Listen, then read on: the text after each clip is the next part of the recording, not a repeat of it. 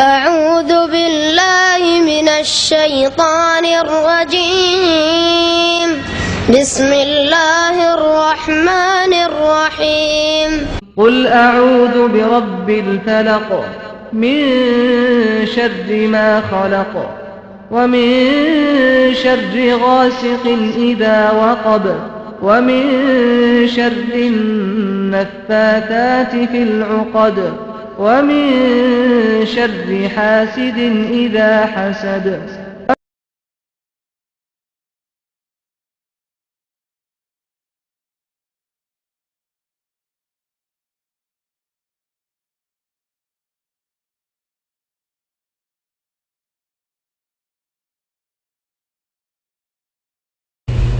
السلام عليكم ورحمة الله وبركاته بسم الله الرحمن الرحيم الحمد لله رب العالمين والصلاة والسلام على سيد المرسلين نبينا محمد وعلى آله وصحبه أجمعين وبعد মহান আল্লাহর সমস্ত প্রশংসা দরুদ ও সালাম নাযিল হোক প্রিয় নবী মুহাম্মদ সাল্লাল্লাহু আলাইহি সাল্লামের উপর আল্লাহুম্মা সাল্লি আলাইহি আল্লাহুম্মা বারিক আলাইহি। এখনকার দার্স হবে তিনটি মূলনীতি উসুল সালাসা সম্পর্কে। দ্বিতীয় বিষয় হচ্ছে আল্লাহর দ্বীন সম্পর্কে জ্ঞান হাসিল করা। এই আল্লাহর দ্বীন সম্পর্কে জ্ঞান হাসিল করার সম্পর্কে তিনটি বিষয় উল্লেখ করা হয়েছিল: ইসলামের রুকন বা স্তম্ভ, ঈমানের রুকন স্তম্ভ এবং ইহসান সম্পর্কে। দ্বীনের যে তিনটি স্তর রয়েছে ইসলাম, ঈমান, ইহসান সম্পর্কে বিষয়বস্তু ছিল কালেমা লা ইলাহা ইল্লাল্লাহ সম্পর্কে, এর শাহাদাত দান করা। কালেমা লা ইলাহা ইল্লাল্লাহ কালেমা তাইয়্যিবার শাহাদাতে দুটি বিষয় রয়েছে, একটি হচ্ছে ইতিবাচক হ্যাঁ, অর্থাৎ আল্লাহ পাকের ইবাদত বন্দেগী করা একমাত্র, আর দ্বিতীয় হচ্ছে নেতিবাচক, অর্থাৎ আল্লাহ ছাড়া কারো ইবাদত না করা, উপাসনা না করা, আল্লাহ ছাড়া কারো কাছে দোয়া না করা। এই বিষয়টির তাফসীর করছেন লেখক রহমতুল্লাহ আলাইহি কয়েকটি আয়াত নিয়ে এসে। এই বিষয়টি কালেমা লা ইলাহা ইল্লাল্লাহর ব্যাখ্যা করছেন বেশ কয়েকটি আয়াত নিয়ে এসে। একটি আয়াত ইব্রাহিম আলাইহিস সালাতু সালামের বাণী সম্পর্কে রয়েছে, বলছেন ও তাফসীরুহা আল্লাযী ইউওয়াদ্দিহুহা। এই কালেমা তাইয়্যিবার তাফসীর ব্যাখ্যা যা আরো স্পষ্ট করে কওলুহু তাআলা, মহান আল্লাহর এই বাণী বা এই আয়াত, ওয়াইদ ক্বালা ইব্রাহিমু লিআবিহি ওয়া কওমিহি ইন্নানী বারাউ মিম্মা তা'বুদুন ইল্লাল্লাযী ফাতারানী ফাইন্নাহু সায়াহদিন। ইব্রাহিম আলাইহিস সালাতু সালাম যখন বলেছিলেন সেই সময়কে স্মরণ করো, আল্লাহ পাক বলছেন সেই ঘটনাকে স্মরণ করো যখন তিনি বলেছিলেন তার পিতাকে লিআবিহি ওয়া কওমিহি এবং তার জাতিকে, তার সম্প্রদায়কে, ইন্নানী বারাউ মিম্মা তা'বুদুন, তোমরা যেসবের পূজা করো, ইবাদত করো, সেসব থেকে আমি সম্পর্কচ্ছেদের ঘোষণা করছি। বারাত মানে সম্পর্কহীনতা, সম্পর্কচ্ছেদ করা। এই জন্য সূরা তওবার নাম হচ্ছে সূরা বারাআত। সূরা তওবার অপর নাম হচ্ছে সূরা বারাআত। আর বারাআত শব্দ দিয়ে আল্লাহ পাক এই সূরা শুরু করেছেন, বারাআতুম মিনাল্লাহি ওয়া রাসূলিহি, আল্লাহর পক্ষ থেকে এবং তার রাসূল সাল্লাল্লাহু আলাইহি ওয়াসাল্লামের পক্ষ থেকে সম্পর্ক ছিন্ন করার ঘোষণা। চূড়ান্ত সিদ্ধান্ত আল্লাহ পাকের এই সূরায়, এই জন্য বিসমিল্লাহও নেই। আল্লাহ পাকের পক্ষ থেকে অকাট্য ফয়সালা। ইলাল্লাযিনা আহাদু মিনাল মুশরিকিন, মুশরিকদের সাথে সম্পর্ক ছিন্ন করার ঘোষণা। যেমন শিরক থেকে সম্পর্ক ছেদ করতে হবে, তেমনি মুশরিক থেকেও সম্পর্ক ছিন্ন করতে হবে। তো ধর্মীয় সম্পর্ক, বাকি দুনিয়ার যদি কিছু হক থাকে সে হক অবশ্যই আদায় করতে হবে। যেমন মা বাবা যদি মুশরিক হয় তাদের পার্থিব হক রয়েছে, সে হক আদায় করতে হবে। আল্লাহ পাক বলছেন যে ইব্রাহিম আলাইহিস সালাতু সালাম বলেছিলেন তার পিতাকে এবং তার জাতিকে, ইন্নানী বারাউ, নিশ্চয় আমি সম্পর্ক ছিন্ন করার ঘোষণা করছি, মিম্মা তা'বুদুন, ওই সব উপাস্য থেকে যে সবের তোমরা পূজা করে থাকো, উপাসনা করে থাকো, ইল্লাল্লাযী, তবে, আল্লাযী ফাতারানী, যিনি আমাকে সৃষ্টি করেছেন। ফাতারানী মানে খালাকানি, যিনি আমাকে সৃষ্টি করেছেন। ফাতিরুস সামাওয়াতি ওয়াল আরদ কোরআনে রয়েছে, আসমান এবং জমিন সৃষ্টিকারী, সূরা ফাতির রয়েছে। ফাইন্নাহু সায়াহদিন, কারণ তিনি আমাকে হিদায়াত করে থাকেন বা তিনি আমাকে হিদায়াত করবেন, তিনি আমাকে রাস্তা দেখাবেন। তোমরা বিভ্রান্ত করতে চাও, তোমরা আমাকে মুশরিক বানাতে চাও, তোমরা আমাকে শিরকের জায়গায় নিয়ে যেতে চাও, শিরকের মেলায় নিয়ে যেতে চাও। তারা চেয়েছিল নিয়ে যেতে। তখন তিনি বলেন ইন্নী সাকিব, আমি অসুস্থ রয়েছি। তৌরিয়া করেছিলেন, মানে কথা একটু বাঁকা করে বলা, ডাহা মিথ্যা নয়। মনের অসুখ, অসুখ মানুষের দুই রকম হয়, এক হচ্ছে মানসিক অসুখ, এক হচ্ছে দৈহিক অসুখ। তো ইব্রাহিম আলাইহিস সালাম দৈহিক দিক থেকে তো অসুস্থ ছিলেন না, কিন্তু মানসিক দিক থেকে চরম অসুস্থতা বোধ ফিল করছিলেন যে এই মুশরিকদের পরিবেশে কেমন করে বসবাস করব। বাবাকেও হেদায়েত করতে পারলাম না, বাবা আরো ধমক দিচ্ছে, তাকে হিদায়াত করলে, তাকে ভালো কথা বললে, তাহলে ঘরেই যদি দুশ্মন থাকে, নিজের বাবাই যদি দুশ্মন হয়, তাহলে এই তাওহীদের কথা মানুষকে কি করে পৌঁছাবো। মানসিক অসুস্থতায় ভুগছিলেন, ইন্নী সাকিব। তো এই আয়াত থেকে লা ইলাহা ইল্লাল্লাহর ব্যাখ্যা কেমন করে হয় এ বিষয়টি বুঝার। তা হচ্ছে ইন্নানি বারাউ মিম্মা তা'বুদুন। এতে কি রয়েছে দেখি আপনারা কি বুঝলেন আয়াতের তরজমা থেকে? হ্যাঁ, যে বলবেন হাত তুলবেন। ইন্নানি বারাউ মিম্মা, আবার তরজমা করে দিচ্ছি, নিশ্চয় আমি সম্পর্ক ছেদের ঘোষণা করছি তোমরা যেসবের পূজা করো সেসব থেকে। এতে লা ইলাহা ইল্লাল্লাহর কোন অংশের ব্যাখ্যা রয়েছে? হ্যাঁ, কিসের? পয়লা অংশের। হ্যাঁ, লা ইলাহার, আমার কোনো উপাস্য নেই, মানে এই সব যেসবের পূজা করছো সেসব থেকে সম্পর্ক ছেদের আমি ঘোষণা করছি।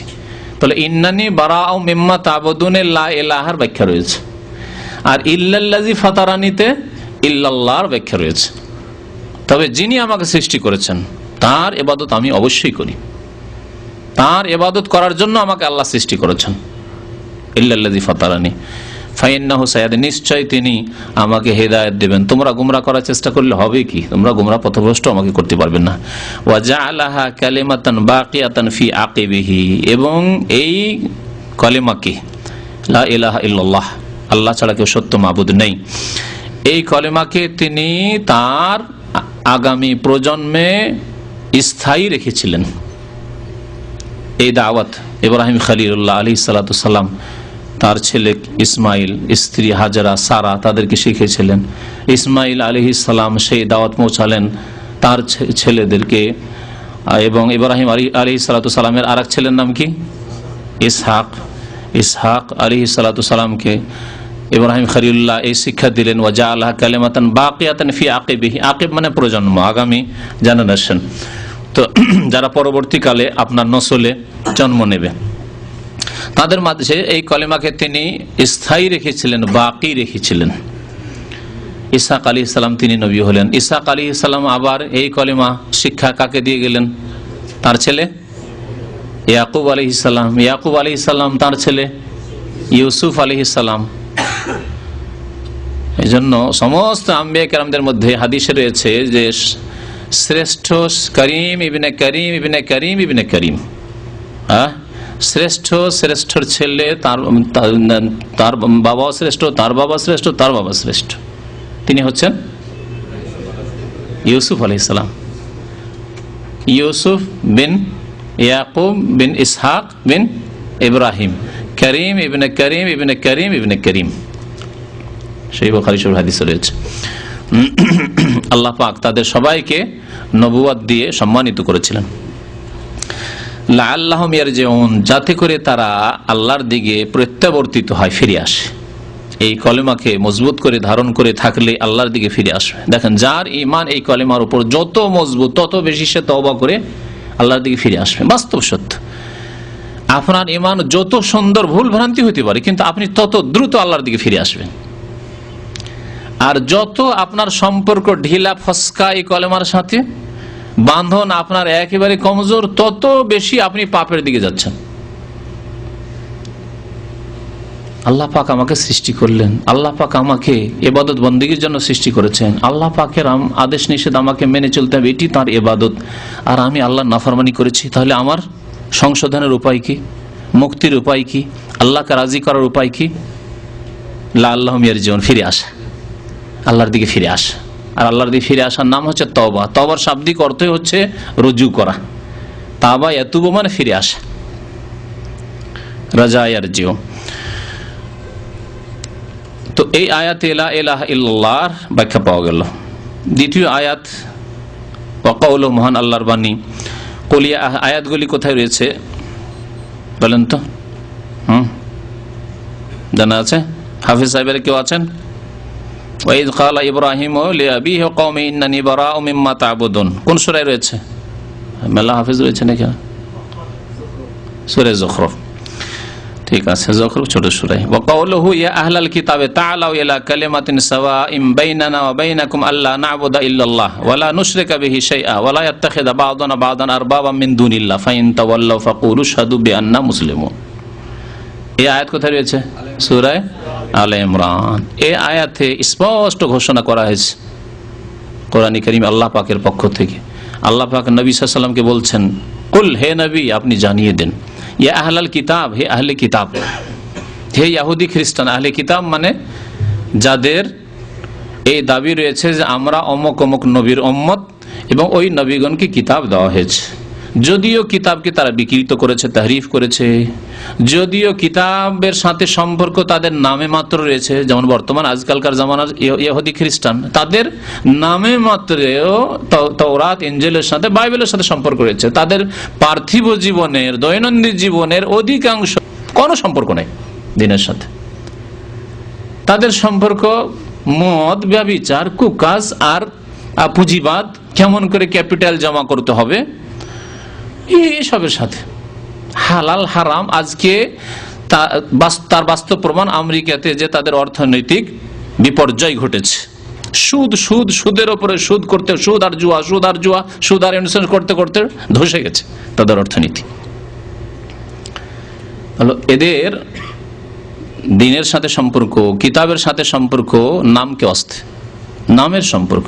পক্ষান্তরে আলহামদুলিল্লাহ আজকে এ মুসলিম উম্মতের অধিকাংশ লোকের পাপী থাকা সত্ত্বেও মুসলিমদের তাদের কোরআনের সাথে সম্পর্ক তাদের তুলনায় অনেক মজবুত রয়েছে।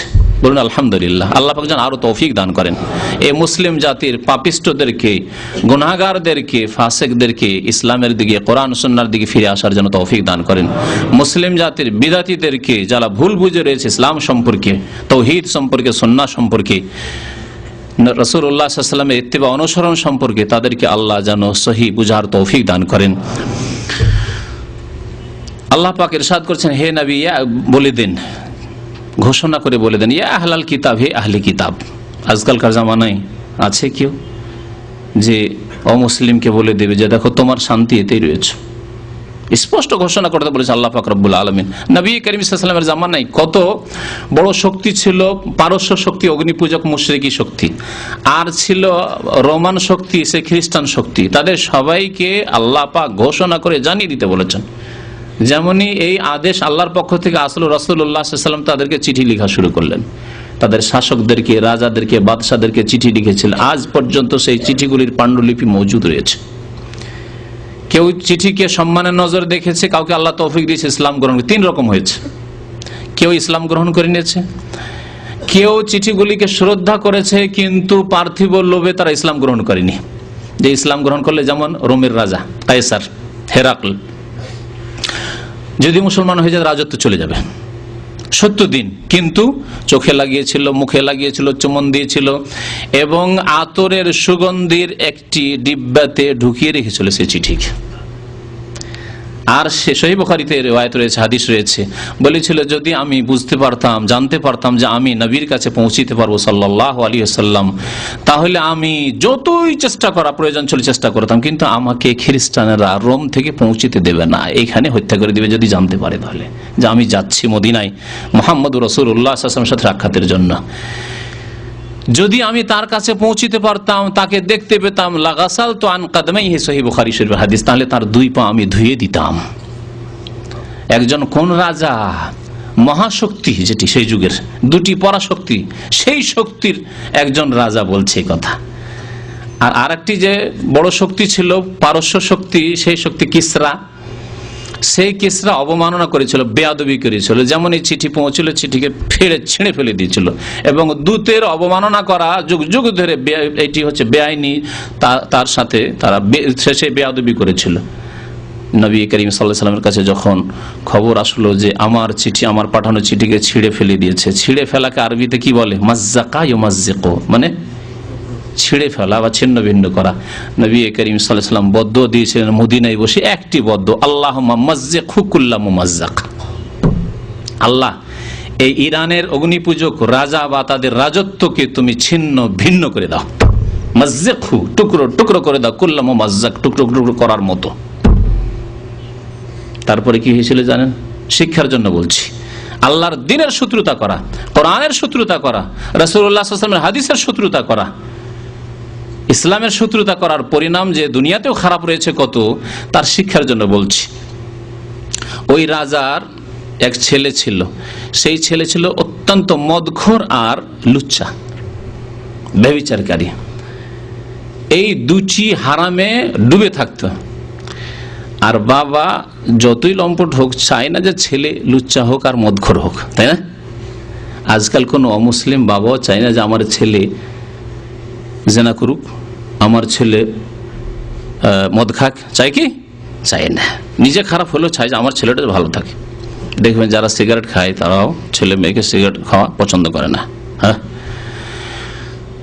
তো ও চাইতো যে না, বাধা দেবো, এগুলো কাজ করতে দেবো না, আর ছেলে এগুলো করবে। দেখছি আমার সামনে বাধা হচ্ছে আমার বাবা, এই বাধা দূর করে দিলে আমি রাজত্বটাও পেয়ে যাব, আর আমি ইচ্ছা মতো ব্যভিচার কুকাজ করবো, ইচ্ছা মতো মদ পান করবো, মদে ডুবে থাকবো, কেউ আমাকে নিষেধ করার আর থাকবে না। পরিকল্পনা নিল ছেলে বাবাকে মারার জন্য। বাবা দেখলো যে এই ছেলে আমার শত্রু হয়ে যাচ্ছে, ভালো কথা বলছে, শত্রু হয়ে যাচ্ছে। তো ও প্রস্তুতি নিচ্ছে ছেলেকে মারার জন্য। এইরকম অবস্থা সৃষ্টি হয়ে গেল। বাবার ওষুধের ফার্মেসি ছিল, রাজার ফার্মেসি, রাজা সেখান থেকে ওষুধের ফার্মেসি ছিল। সেই ফার্মেসিতে একটা বিষের বোতল ভর্তি করে তাতে লিখে রেখেছিল যে দাওয়াউন মুকাউবিলিল জিমা, এমন ওষুধ যাতে যৌন শক্তি বৃদ্ধি পাবে, লেবেলে লেখা আছে। ওষুধ রেখে দিয়েছে, ওষুধ বানিয়ে, কিন্তু আসলে ওষুধ না, এটা হচ্ছে বিষ। ছেলে বাবাকে হত্যা করে রাজত্ব দখল করবে আর আরামসে কুকাজ করবে, বিচার করবে, মদ খাবে। বাবাকে হত্যা করে দিল। যেই রাজা জালেম নবী সাল্লাল্লাহু আলাইহি ওয়াসাল্লামের পবিত্র চিঠিকে ছিঁড়ে ফেলেছিল, তাকে তার ছেলে হত্যা করলো, আল্লাহর শাস্তি। ছেলে বাবাকে হত্যা করে দেওয়ার পরে যখন ঢুকলো রাজ প্যালেসে, ঢুকলো, দেখলো ফার্মেসি তো আমার বাবার স্পেশাল ফার্মেসিতে তো আমাদেরকে ঢুকতে দেয় না। ঢুকার পরে দেখছে ওষুধ পানি, দেখছে একটাতে লেখা আছে দাওয়াউন মুকাউবিলিল জিমা, এমন মেডিসিন যাতে যৌন শক্তি, সহবাস শক্তি বৃদ্ধি পাবে। আর কি ডক ডক ডক ডক ডক ডক করে ওষুধ খেয়ে ফেললো। আর যে ওষুধ খাওয়া সাথে সাথে জাহান্নামে পৌঁছে গেল, জাহান্নাম রসিদ হয়ে গেল বেটা। তারপরে শুধু ওই মেয়ে বেঁচে থাকে, একটি মেয়ে ওই রাজার, মানে এই যে শেষে মরলো এর এক বোন। ওই বৃদ্ধ রাজা জালেম যে নবী সাল্লাল্লাহু আলাইহি ওয়াসাল্লামের চিঠির সাথে বেয়াদবি করেছিল, ছিঁড়ে ফেলেছিল, তার একটি মেয়ে থাকে। মেয়ে তখন সেখানকার নেতৃত্ব, আসলে নারী নেতৃত্ব আজকে থেকে 1400 বছর আগে আসলে ইরানে, পারস্য দেশে। নবী করিম সাল্লাল্লাহু আলাইহি ওয়াসাল্লাম শুনতে পেলেন যে ইরানে ওই বৃদ্ধ জালেমও মারা গেছে, তার ছেলে একটা ছিল সেও হালাক হয়েছে, আর তারপরে ওই রাজার এক মেয়ে ছিল, সে এখন রানী হয়েছে, দেশের নেতৃত্বে এসেছে। নবী করিম সাল্লাল্লাহু আলাইহি ওয়াসাল্লাম ভবিষ্যৎবাণী করলেন এবং এর পরিণাম সম্পর্কে সতর্ক করলেন মুসলিম উম্মাহকে। বললেন, সহিহ বুখারী শরীফে হাদিস রয়েছে, লা ইউফলিহা কওমুন ওয়াল্লাহু আমরাহুম ইমরাআহ, সেই জাতি কখনো মুক্তি পাবে না, রেহাই পাবে না, শান্তি পাবে না, ফালাহ পাবে না, যেই জাতি নেতৃত্ব দেবে নারী। ওয়াল্লাহু কওমাহুম ইমরাহ। তার কিছুদিন পরে নারী নেতৃত্ব, দুর্বল নেতৃত্ব, একটা পুরুষ রাজার কাছে গিয়ে, পুরুষ শাসকের কাছে গিয়ে দুর্বল হয়ে যায়, অনেক সময় চুক্তি মানতে বাধ্য হয়ে যায়, তো ইত্যাদি ইত্যাদি। নারীদের আল্লাহ পাক রব্বুল আলামিন দুর্বল করেই সৃষ্টি করেছেন, সে কি করে সবল হবে? আল্লাহ পাকের ফিতরাতের বিরোধী কাজ করা অসম্ভব। আল্লাহ পাক যে প্রকৃতি দিয়ে যাকে সৃষ্টি করে সেই প্রকৃতি থাকতে হবে। দেখেন অত দূর ওপরের নারী নেতৃত্বে না গিয়ে বাড়িতে দেখেন, বাড়িতে আপনার ছেলেরা রয়েছে, মেয়েরা রয়েছে, আপনার স্ত্রীকে ভয় করে না, 12 বছর 14 বছরের ছেলে আপোষে কলহ বিবাদ করেছে, ঝগড়া করছে, মা এত বুঝাচ্ছে বা ধমক দিচ্ছে, মারতেও যাচ্ছে, পরোয়াই করে না, ঠিক না? যদি বলে আচ্ছা ঠিক আছে তোর আব্বাকে এক্ষুনি বলছি, এক্ষুনি টেলিফোন করছি, সোজা হয়ে গেছে, বাবার সামনে সোজা। নারী দুর্বল, মা তারপরেও শাসন করে কন্ট্রোল করতে পারছে না ছেলেদেরকে। কি বলছিলাম, নবী করিম সাল্লাল্লাহু আলাইহি সাল্লাম এই আয়াতগুলি নাযিল হওয়ার পরে প্রত্যেক শাসককে চিঠি পাঠিয়েছিলেন। এক রকমের শাসক ইসলাম কবুল করেছিল, আর এক রকমের শাসক শ্রদ্ধা করেছিল চিঠির, কিন্তু তারা দুনিয়ার লোভে ইসলাম কবুল করেনি। আর এক রকমের শাসকরা চিঠির সাথে অবমাননা করেছিল, রাসূলুল্লাহ সাল্লাল্লাহু আলাইহি ওয়াসাল্লাম বেয়াদবি করেছিল এবং শত্রুতার ঘোষণা করেছিল। আল্লাহ পাক তাদেরকে ছিন্ন ভিন্ন করে দিয়েছেন। কুল ইয়া আহলাল কিতাব, হে নবী আপনি বলে দেন, হে আহলে কিতাব, তাআলাউ ইলা কালিমা, এমন একটি বাক্যের কাছে এসে যাও। তাআলাউ মানে এসো, ইলা কালিমা একটি কলেমার দিকে। কলেমা মানে বাক্য। অনেক সময় কলেমা বললে, কলেমা মানে শব্দ হয় আসলে, কিন্তু এর ভাব অর্থ অনেক সময় বাক্য নেওয়া হয়, সেন্টেন্স। লা ইলাহা ইল্লাল্লাহ কলেমা না কালাম?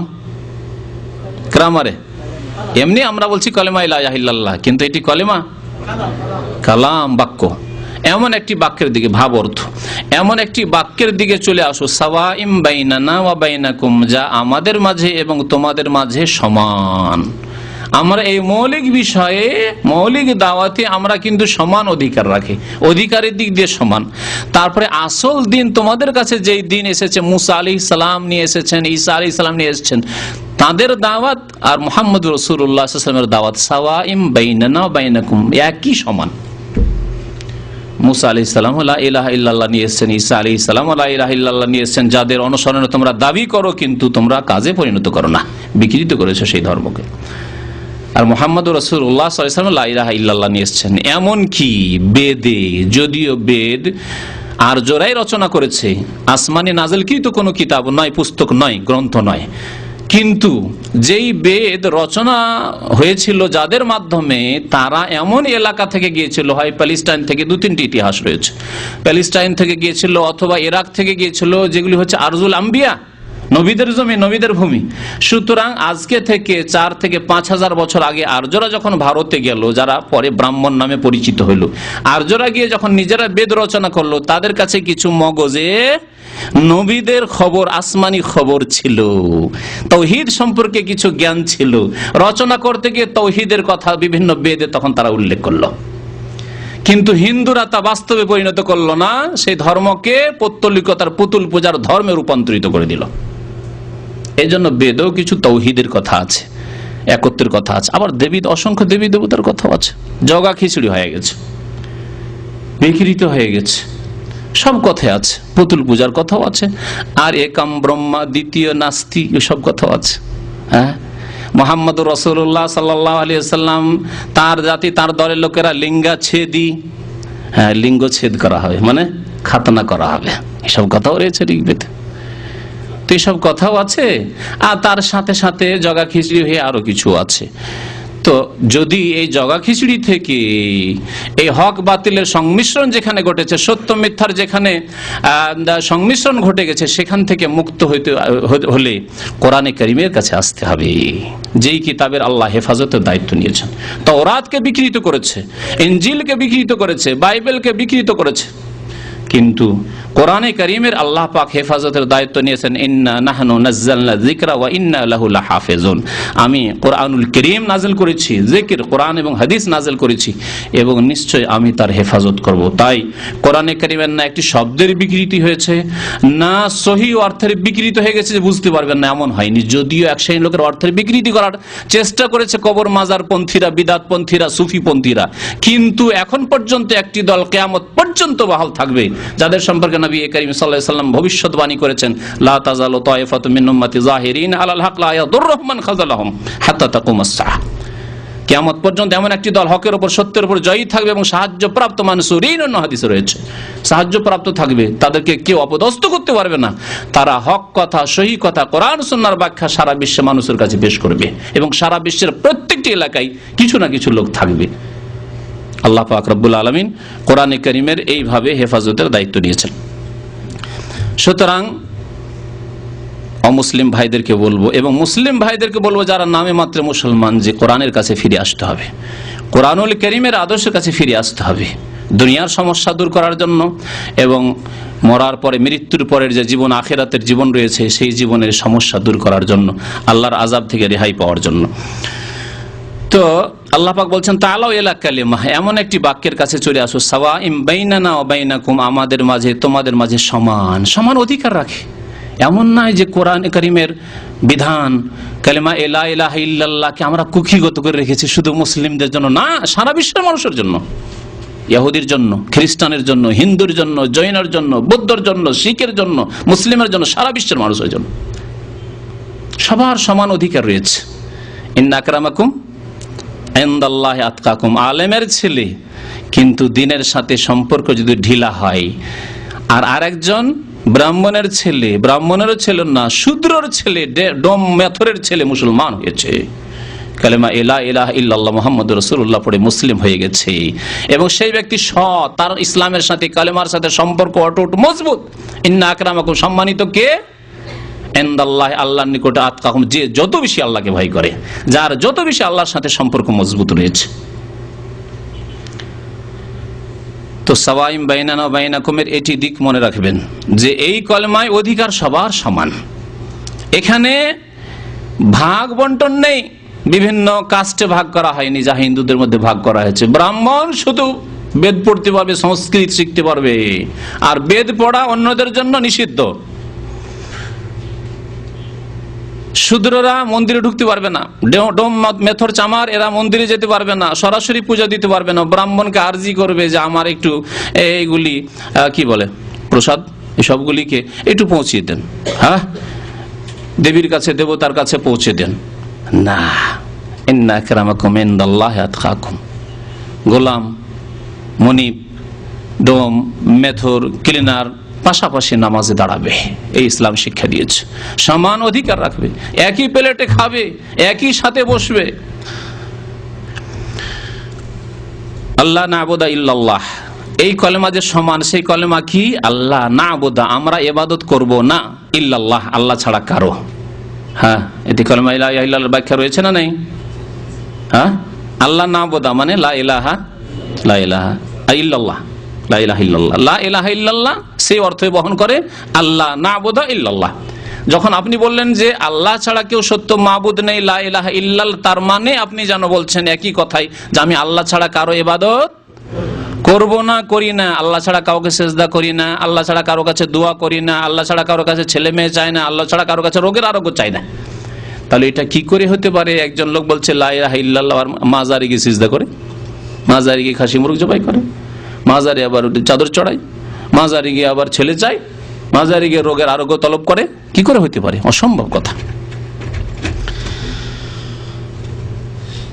আল্লাহ না'বুদা ইল্লাল্লাহ, এতে ব্যাখ্যা রয়েছে লা ইলাহা ইল্লাল্লাহ, ওয়ালা নুশরিকা বিহি শাইআ, আরো তাকিদের জন্য তার সাথে কাউকে শরীক করব না, কোনো কিছুকে শরীক করব না। ওয়ালা ইয়াত্তাখিযা বা'দুনা বা'দান আরবাবা মিন দুনিল্লাহ, আল্লাহকে বাদ দিয়ে আমাদের একে অপরকে পৃষ্ঠপোষক হিসাবে, অভিভাবক হিসাবে, রব হিসাবে কেউ ধরবে না।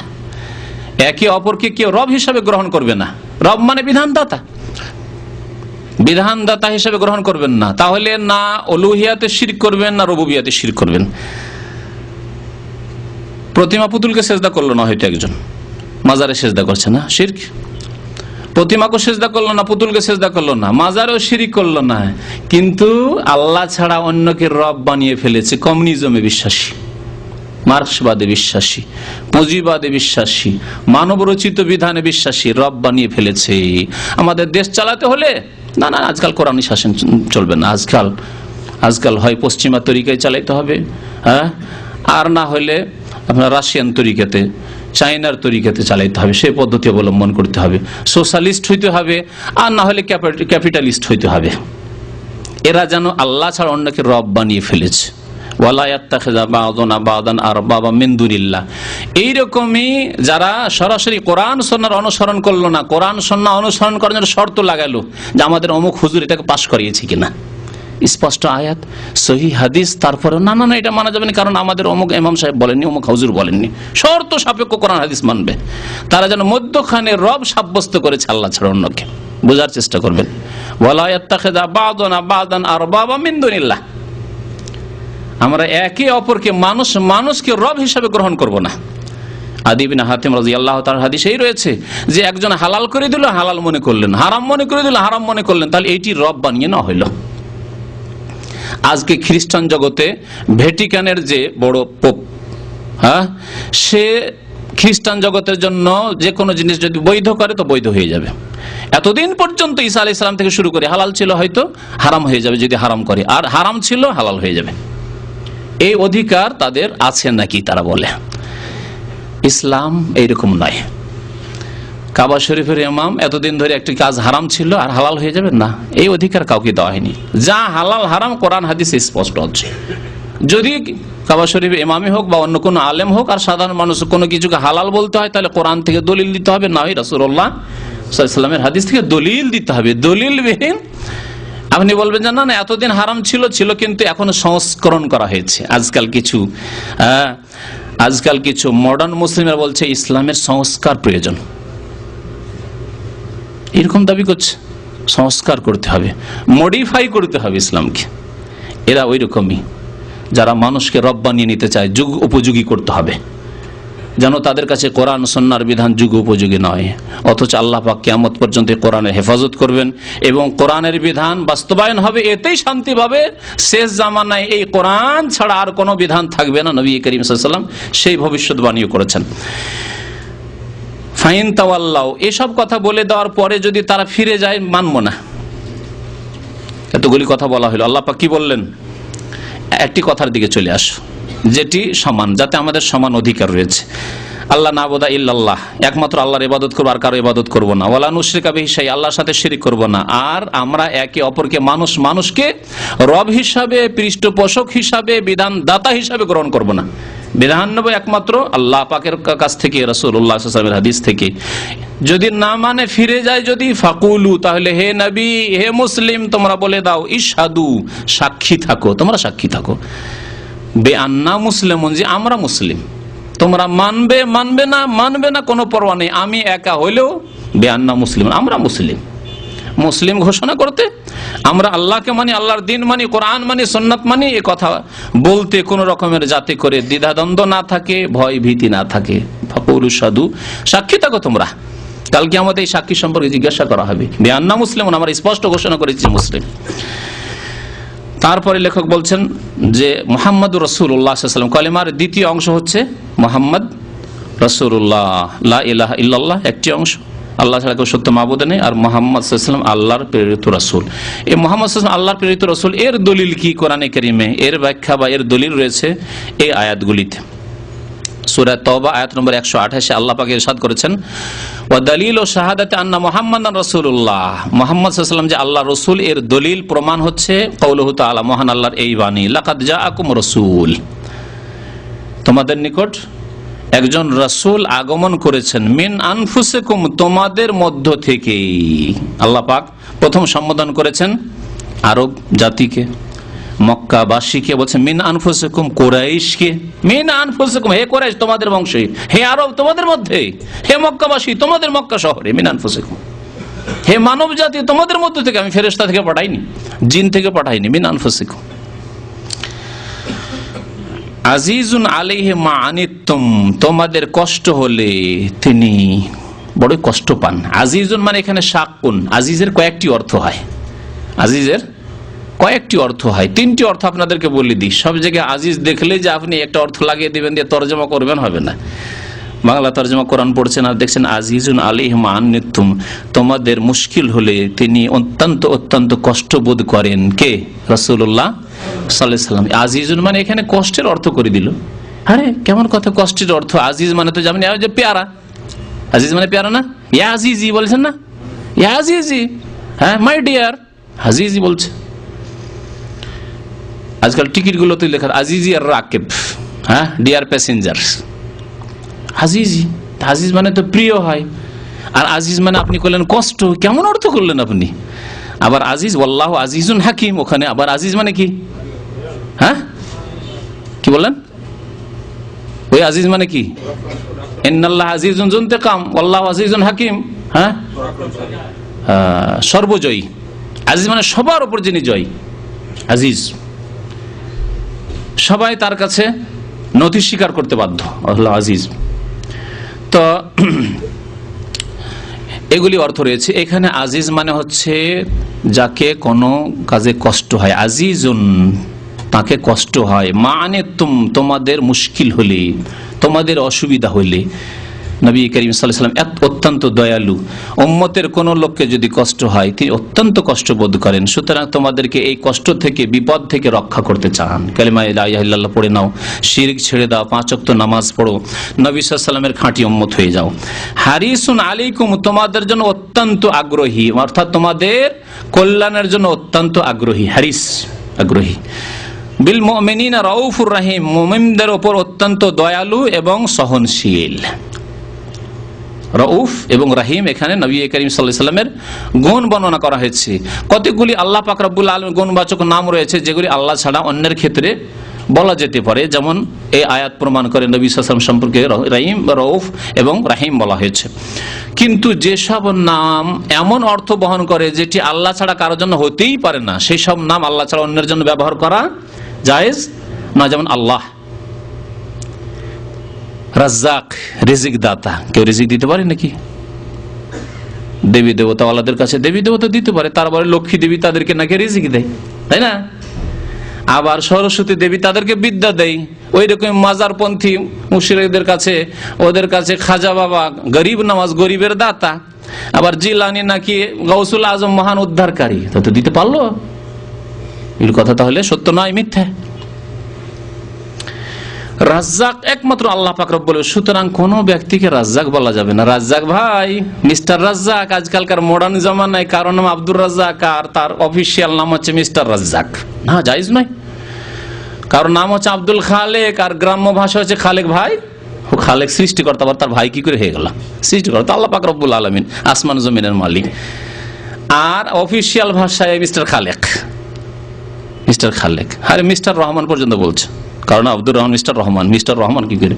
রহমানের মধ্যে ফালানের ওজনে এত বেশি মোবালাগা রয়েছে, অর্থ এত ব্যাপক অর্থ রয়েছে দয়ার, যে দয়া কোনো মানুষের মধ্যে, কোনো সৃষ্টির মধ্যে হতে পারে না। সুতরাং রহমান আল্লাহ পাক ছাড়া কারো উপরে বলা যাবে না, এই ক্ষেত্রে তাফসীরকারদের ঐক্যমত রয়েছে। বাকি রাহিম মোবালাগার শেখা, কিন্তু এতে ওই মোবালাগা নেই যেটি আল্লাহ ছাড়া অন্যের জন্য হয়তো বলা যাবে না, সেজন্য বলা যাবে। মানা শাহাদাতে আন্না মুহাম্মাদান রাসূলুল্লাহ। আচ্ছা, আমরা যে সাক্ষী দিচ্ছি যে মুহাম্মদ সাল্লাল্লাহু আলাইহি ওয়াসাল্লাম আল্লাহর রাসূল, এর অর্থ কি? লেখক বলা শুরু করলেন। আয়াত শুধু একটি পেশ করলেন, এছাড়া কোরআনে কারীমে বহু আয়াত রয়েছে। আপনাদেরকে স্মরণ করিয়ে দেওয়ার জন্য হাফেজ সাহেবদেরকে জিজ্ঞাসা করছি, কোরআনে কারীমে এমন কোন আয়াত বলেন যে আয়াতগুলিতে মুহাম্মদ সাল্লাল্লাহু আলাইহি ওয়াসাল্লামকে আল্লাহর রাসূল বলে আখ্যায়িত করা হয়েছে? এই আয়াত ছাড়া মুহাম্মাদুর রাসূলুল্লাহ ওয়াল্লাযীনা মাআহু আশিদ্দাউ আলাল কুফার রুহামাউ বাইনাহুম। আর সূরা মুহাম্মাদে, সূরা মুহাম্মাদ একটি সূরার নাম। আর জি হলো তো এটা, ওমা মুহাম্মাদুন ইল্লা রাসূল কাদ খালাত মিন ক্বাবলিহি রাসূল। জি, আর মা কানা মুহাম্মাদুন আবা আহাদি মির রিজালিক ওয়ালাকিন রাসূলুল্লাহ ওয়া খাতামান নবিয়্যিন। লাকাদ কানা লাকুম ফি রাসূলিল্লাহি উসওয়াতুন হাসানাহ, যদিও সেখানে মুহাম্মদ নাম নেই। ওয়া মুবাশশিরান বিরাসূলিন ইয়াতি মিন বাদি ইসমুহু আহমদ। বহু আয়াত রয়েছে এরকম। হুয়াল্লাযী আরসালা রাসূলাহু বিল হুদা ওয়া দীনিল হক। তো মুহাম্মদ সাল্লাল্লাহু আলাইহি ওয়াসাল্লাম আল্লাহর রাসূল বললেন, আপনি শুধু মন্ত্র মুখে বলে নিলে হইল। এর অর্থ কি? অর্থগুলি শুনেন, এবং এই অর্থ পালন না করলে মুহাম্মদ সাল্লাল্লাহু আলাইহি ওয়াসাল্লামকে যেন সেই ব্যক্তি রাসূল মানল না। শুধু মন্ত্র পড়া নয় যে বেদতান্ত্রিক মন্ত্র, বেদের মন্ত্র পড়ে নিলেন, বা আজকাল জাদুকরদের কিছু মন্ত্র রয়েছে, মন্ত্রগুলি পড়লো আর কাউকে জাদু করে দিল, কাউকে বান মেরে দিল, কাউকে কিছু করলো। এইরকম ইসলাম না। ইসলাম হচ্ছে বাস্তব জীবনের দ্বীনের নাম, এমন একটি জীবন বিধান, আসমানি জীবন বিধান, যেটি জীবনের প্রত্যেকটি ক্ষেত্রে বাস্তবায়িত হবে। সুতরাং কালেমায়ে মুহাম্মদ রাসূলুল্লাহ এই কথার বাস্তবায়ন হইতে হবে আপনার জীবনে। দেখুন, প্রথম কথা হচ্ছে মুহাম্মদ সাল্লাল্লাহু আলাইহি ওয়াসাল্লাম আল্লাহ রাসূল বলার অর্থ তাআতুহু ফিমা আমার, যা তিনি আদেশ করেছেন সেসব আদেশের ক্ষেত্রে তাঁর আনুগত্য করা। তাহলে যেই ব্যক্তি মুহাম্মদ সাল্লাল্লাহু আলাইহি ওয়াসাল্লামের আনুগত্য করলো সেই ব্যক্তি যেন মুহাম্মদুর রাসূলুল্লাহর প্রতি ঈমান নিয়ে আসলো, সাক্ষ্য প্রদান করলো, না হলে মন্ত্র পড়লো, লা ইলাহা ইল্লাল্লাহ মুহাম্মাদুর রাসূলুল্লাহ পড়লো আর নবী সাল্লাল্লাহু আলাইহি ওয়াসাল্লামের আনুগত্য করে না, তাহলে সে যেন মন্ত্র পড়লো, বাস্তব জীবনে ইসলামের বাস্তবায়ন করলো না। প্রথম শর্ত হচ্ছে মুহাম্মদ সাল্লাল্লাহু আলাইহি ওয়াসাল্লাম আল্লাহ রাসূল বলার তাআতু ফিমা আমার, যা আদেশ করেছেন তার আনুগত্য করা। শর্ত লাগিয়ে না, কন্ডিশন লাগিয়ে যে রাসূলের ওই হাদিস মানবো কিন্তু দেখবো যে আমার হুজুররা মেনেছেন কিনা, কিন্তু শর্ত লাগানো রে ভাই। আর এক শ্রেণীর লোকেরা এইরকম শর্ত সাপেক্ষ হাদিস মানে, সহিহ বুখারী শরীফের হাদিস মানবে শর্ত সাপেক্ষ, আমাদের তরিকে আছে কিনা, মুসলিম শরীফ হাদিস মানবে ওই আমাদের ইমাম সাহেবেরা হুজুর সাহেবেরা বলেছেন কিনা, বললে তাহলে ঠিক আছে, না হলে না। আর যদি কেউ সহি হাদিসের উপর আমল করে স্পষ্ট হয়ে যাওয়ার পর সহি হাদিস তাকে ভালো আলেম স্পষ্ট করে দিল এটি সহি হাদিস, মানসুখ নয় সহি হাদিস, তারপরেও যদি বলে যে না শর্ত দিয়ে মানতে হবে, তাহলে যদি পুরাপুরি নাও হয় আংশিক হাদিস অস্বীকার করল। মুনকিরিন হাদিস দুই রকম, যারা হাদিসকে অস্বীকার করেছে তারা দুই রকম, এক হচ্ছে ফুল পূর্ণরূপে মুনকারিনে হাদিস, হাদিস অস্বীকারী যারা আহলে কোরআন, পাকিস্তান থেকে জন্মেছে, আব্দুল্লাহ চাকড়া লোভি একজন ছিল পাকিস্তানে, সে জন্মেছে, আর ভারত পাকিস্তান বাংলাদেশে তাদের কিছু লোক ছড়িয়ে পড়েছে যে কোরআনে যা আছে তাই মানে, হাদিসে মানি না, কোরআনে যা আছে তো কোরআনে তো নামাজ পড়ার তরিকাও নেই, তো নামাজ পড়বে কি, সেজন্য নামাজিও নয়, তারা ইসলামের কোনো কিছু পালন করে না। আল্লাহ বলেছেন কোরআনে আতুজ জাকাত, জাকাত 2.5% দিতে হবে, কোরআনে কোথাও নেই, শতকরা 2.5 টাকা দিতে হবে, নেশাব কতটুকু কোথাও নেই কোরআনে কারিমে, তাহলে কোনো কিছুই তারা পালন করে না। এই হচ্ছে আহলে কোরআন যারা পুরাপুরি মুনকারিন হাদিস, হাদিস অস্বীকারী। আর যারা হাদিসকে শর্ত লাগিয়ে মানে তারা আংশিক মুনকারিন হাদিস, পুরোপুরি হাদিস অস্বীকারী নয়, কিন্তু কিছু কিছু ক্ষেত্রে আংশিক ক্ষেত্রে কিয়াসের খেলাফ হয়ে গেছে, সেজন্য হাদিস ছেড়ে দিল। মুনকারিনে হাদিস আংশিক, যুক্তিতে ধরে না এই কথা, কেমন করে এটা হইতে পারে, আপনার যুক্তির কোন মূল্য আছে? আল্লাহ পাক আপনাকে সীমিত ব্রেন দিয়েছেন, রাসূলুল্লাহ সাল্লাল্লাহু আলাইহি ওয়াসাল্লামের জবান থেকে বেরিয়েছে সহিহ হাদিস, মুহাদ্দিসিন কেরামরা যঈফ বলেননি, জাল বলেননি, সহিহ হাদিস। তারপরে আপনার আপত্তি কোথায়? ওয়া ইউসাল্লিমু তাসলিমা কোথায়? চোখ বন্ধ করে মেনে নেওয়ার যে আল্লাহ পাক আদেশ করেছেন কোথায়? ফালা ওয়া রাব্বিকা লা ইউমিনুনা হাত্তা ইউহাক্কিমুকা ফিমা শাজারা বাইনাহুম, যতক্ষণ পর্যন্ত রাসূলুল্লাহ সাল্লাল্লাহু আলাইহি ওয়াসাল্লামের কাছে সমস্ত রকমের সমস্যার সমাধান না নেবে ততক্ষণ পর্যন্ত মুমিন হতে পারবে না। এই আপনার চরিত্র কোথায়? শর্ত লাগিয়ে মানবেন আপনি না, দেখতে হবে, জিজ্ঞাসা করতে হবে, অথচ আপনাকে দেখিয়ে দেওয়া হচ্ছে সহিহ হাদিস, তারপরে সমালোচনা করেন। যারা সহিহ বুখারীর কথা বলে, সহিহ মুসলিমের কথা বলে, তাদের সমালোচনা করে বিদাতিরা, এটা বিদাতি লক্ষণ। কি পড়েছে, কয় হরফ পড়েছে, আর বুখারী মুসলিম বাংলা বুখারী নিয়ে চলে আসছে, এইরকম সমালোচনা যারা করে এটি হচ্ছে বিদাতিদের লক্ষণ, চেনে নেন ভালো করে। রাসূলুল্লাহ সাল্লাল্লাহু আলাইহি ওয়াসাল্লামের হাদিসের কথা পেশ করা হয়, কালা রাসূলুল্লাহ বলে যে না না না না, এসব তোমার হক নেই, এসব পেশ করার তোমার অধিকার নাই, বিদাতিদের লক্ষণ এটি। তো প্রথম লক্ষণ হচ্ছে আপনি যে মুহাম্মদুর রাসূলুল্লাহ বিশ্বাসী এবং তার শাহাদাত দিয়েছেন, মন্ত্র পড়েননি, আপনি আনুগত্য করবেন তার আদেশে। ওয়া তাসদীকুহু ফিমা আখবারা, যা সংবাদ দিয়েছেন বিশ্বাস করবেন, যা সংবাদ দিয়েছেন বিশ্বাস করবেন। তাহলে আপনি কবর আযাব বিশ্বাস করবেন, জান্নাত জাহান্নাম বিশ্বাস করবেন, দাজ্জাল বিশ্বাস করবেন না করবেন না? না বলবেন এগুলি হচ্ছে কি বলে যেটাকে আফসানাকে কি বলেন, মানে কাল্পনিক ঘটনা, কাল্পনিক ঘটনা, কাল্পনিক জিনিস না। নবী করিম সাল্লাল্লাহু আলাইহি সাল্লাম ইমাম মাহদির কথা বলেছেন, হ্যাঁ, যতটুকু সহিহ হাদিস দ্বারা প্রমাণিত ততটুকু বিশ্বাস করবেন, অস্বীকার করে দিবেন। তো নবী করিম সাল্লাল্লাহু আলাইহি সাল্লাম যা সংবাদ দিয়েছেন তা বিশ্বাস করা। নবী করিম সাল্লাল্লাহু আলাইহি সাল্লাম উটের গোশত খেলে ওযু করতে বলেছেন। এক শ্রেণীর বিদাতীদের লক্ষণ হচ্ছে আরে গরুর গোশত খেলে ওযু করতে হবে না, খাসি খেলাম ওযু করতে হবে না, হ্যাঁ, খরচ খেলেও ওযু করতে হবে না, আবার উটের গোশত খেলে কেন ওযু করতে হবে? এখন যুক্তি তোকে বুঝাইতে হবে, জানো সে চার্জ করছে রাসূলুল্লাহ সাল্লাল্লাহু আলাইহি সাল্লামকে যে ইয়া রাসূলুল্লাহ বুঝিয়ে দেন, কেন বললেন আপনি? আউযু বিল্লাহ। এটাই সাহাবায়ে কেরামের তরিকা ছিল। নবী সাল্লাল্লাহু আলাইহি ওয়াসাল্লাম যা বলেছেন বিশ্বাস করেন, যা সংবাদ দিয়েছেন বিশ্বাস করেন। সংবাদ দিয়েছেন যে যেই ব্যক্তি উটের গোশত খেলে ওযু করুক। আপনি যদি এইরকমই যুক্তি জিজ্ঞাসা করেন তো আরেকজন অমুসলিম কাফের জিজ্ঞাসা করবে যে ভাই আপনার হাওয়া খারিজ হইলো পেছন দিক দিয়ে, আর হাত মুখমণ্ডল কেন ধুইছেন, আসল জায়গায় ধুলেন না? তার কি জবাব দিবেন আপনি তখন? আপনি যদি এরকম যুক্তি করে হাদিস অস্বীকার করেন, হাদিস পালন করতে অসুবিধা হয়, তাহলে ওই কাফেরের কি জবাব দেবেন? হ্যাঁ, আল্লামা সানাউল্লাহ আমরস্তারির জবাব তখন লাগবে। কি করেছিলেন তিনি শুনেছেন? একবার আর্যদের সাথে মোনাজারা চলছিল, তর্ক চলছিল ভারতে। আর্যরা বলল যে দেখো মুসলমান কত বেকুব, দেখো না, হাওয়া বেরোয় বাতাস বেরোয় কোন জায়গায় দিয়ে, আর ধয় কোন কোন জায়গায়, এত কি বেকুব কি হয়? এইভাবে একবার লাঞ্ছিত করছে মুসলিমকে। জবাব কোরআন হাদিস দিয়ে হবে যে আল্লাহ বলেছেন ফাগসিলু ওয়াজুহাকুম ওয়া আইদিয়াকুম ইলাল মারাফিক, তো কোরআন মানেই না। কোরআনে বিশ্বাসী হইলেই তো বুঝাবেন। তখন সানাউল্লাহ আমরস্তারি একটা লাঠি নিয়ে দিলেন পাছায়, দু চারটা আইটে একবারে 2-4টা বাড়ি দিলেন। আর ওই সে আর্য যে মোনাজারা তর্ক করতে এসেছিল আর এরকম বেয়াদবি করছিল ইসলাম সম্পর্কে, মুসলিম সম্পর্কে, কান্না কাউ কাউ কাউ কাউ করে কান্না শুরু করলো, চোখ দিয়ে পানি বের হওয়া শুরু হইল। সানাউল্লাহ আমরস্তারি বললেন মোনাজারা শেষ হয়ে গেছে, আমার মোনাজারা শেষ। কিভাবে মোনাজারা শেষ হইল? মারলাম পিঠে, ওখান দিয়ে রক্ত বেরোনি, লাঠি মেরেছি ওখানে, চোখ দিয়ে পানি বেরোচ্ছে আর মুখ দিয়ে কাউ কাউ আওয়াজ বেরোচ্ছে। কেন? এর জবাব যদি দিয়ে দেয় তাহলে আমরা জবাব দিয়ে দেবো যে হাওয়া খারিজ হচ্ছে কোথাও থেকে, আর আমরা মুখমণ্ডল হাত ধুচ্ছি, পা ধুচ্ছি, উজু করছি।